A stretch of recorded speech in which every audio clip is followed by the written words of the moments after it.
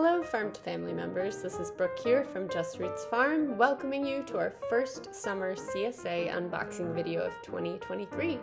We're changing up our format a bit since your delivery schedule changed to weekly. More vegetables, that's exciting. We'll be highlighting seasonal veggies that you can find in your share over the course of a whole month.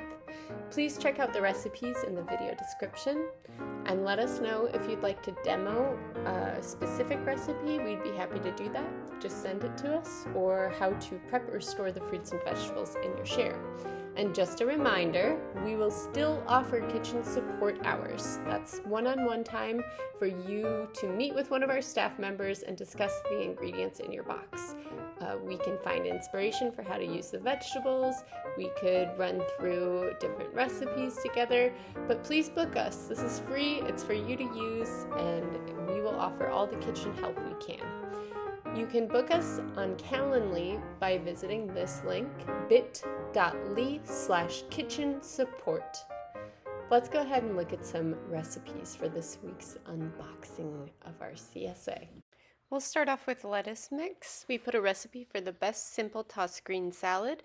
This salad features bacon, Dijon, sunflower seeds, cucumber, honey, and vinegar, and onion.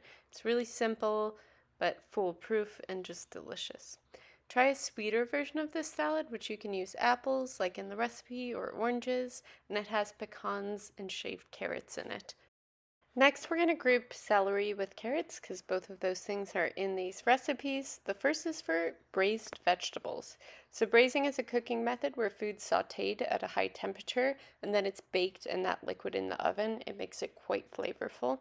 This technique is often used for meat, but vegetables are braised with the meat at the same time, or you can just braise veggies on their own. Here's a recipe with basic steps on how to do it.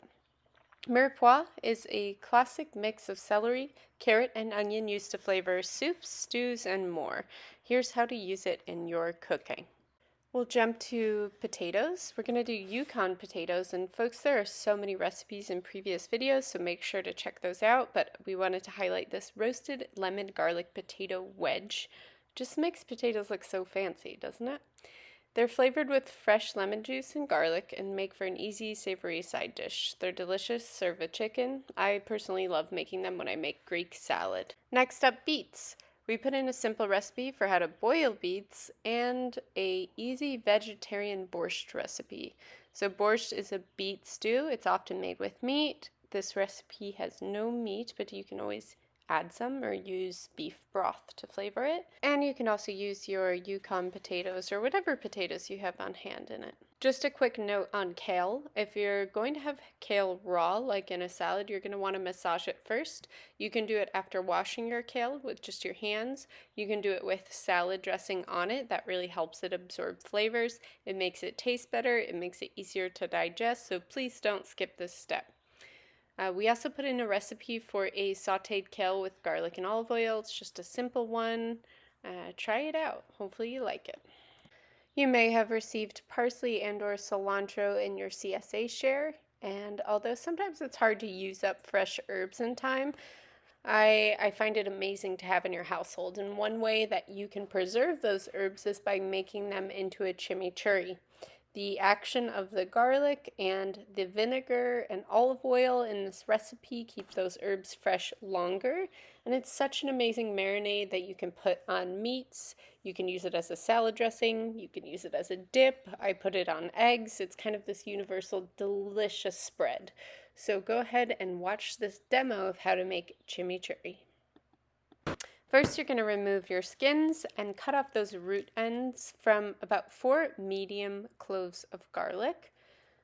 And once you've done that, we're going to put them into a food processor. We're going to get those all broken up or minced first.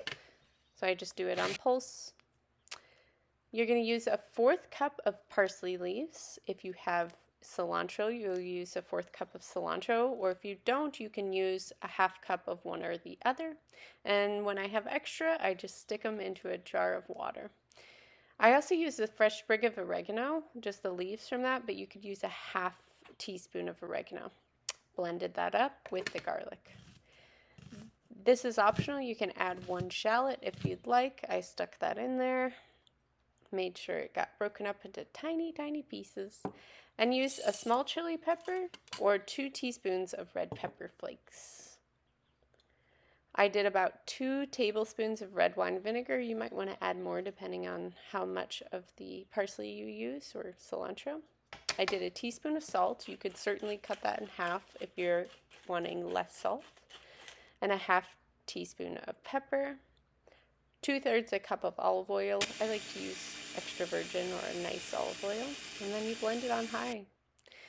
This recipe fits great in a 1/2 pint jar, and in order to keep it fresh, I put a piece of parchment paper on the lid, like that, and then I cover it up, use it in the fridge, put it in the fridge, use it within 2 weeks, and enjoy it. I hope you like it. Next up is cucumber. If you are tired of cucumber in salads or savory foods, you can make cucumber water, and this is a super tasty, hydrating summer treat. We also put in a recipe for a very simple cucumber, tomato, and red onion salad. And now I'm going to talk about dessert because we barely ever get to. Who would think cucumber would be good in a cake? Well, I can promise you it is. I've made it. It's delicious. Kids love it. You can tell them there were 2 cucumbers inside of your cake. So check out this demo. Preheat your oven to 350 Fahrenheit. Grease a pan. If you don't have spray, you can use some butter on a stick. Weigh out 7 ounces. Usually it's about half a large cucumber. Slice it in half, and then you're going to de-seed it. I use a little spoon to de-seed, and then you can also use those seeds to make cucumber water. I chop them up a little bit before putting them in my food processor or blender. Just makes it easier to break down. You'll zest 1 whole lemon and save that lemon zest. Put it off to the side. We're going to use it later. We're going to use the juice from 1/2 a lemon, and we're going to put that into the cucumbers and blend those together on high until it's smooth. In a separate bowl, put 3/4 a cup of granulated sugar, 1 1/2 teaspoon of vanilla extract. I did 2/3 a cup of melted or room temp butter would be fine. And then I mixed it until it was fluffy. You can use an electric mixer if you have one. It should look like that. Then we're going to add some more stuffs. We'll put in our lemon zest, mix that in pretty well. Then we'll beat in 2 eggs, 1 at a time. 2 large eggs, I guess. So it's really going to start to fluff up after you get your eggs in there. I put 1 2/3 cup of all-purpose flour. Mine's gluten-free. Gluten-free works too. And 2 1/2 teaspoons of baking powder. I mix those together while still dry. And then you're going to sift about 1/3 of it into this egg mixture. So 1/3.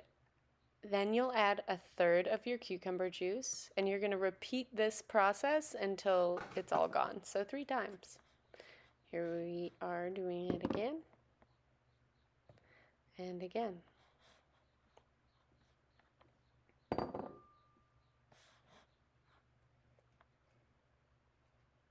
Then we're going to give it a great final stir and pour it into a baking dish, whatever you've got on hand.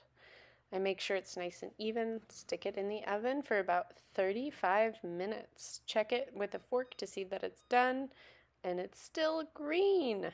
You can frost it if you'd like, but there you are. It's so delicious on its own. Not too sugary. Oh my God, can't wait for you to try it. Alright, that's all we have for you today, folks. Don't forget to subscribe to our channel so you can stay up to date with all of our videos and information. We're so happy you were able to join us. Happy summer solstice. Enjoy the warm weather, go swimming, be with your families, and we'll see you next time.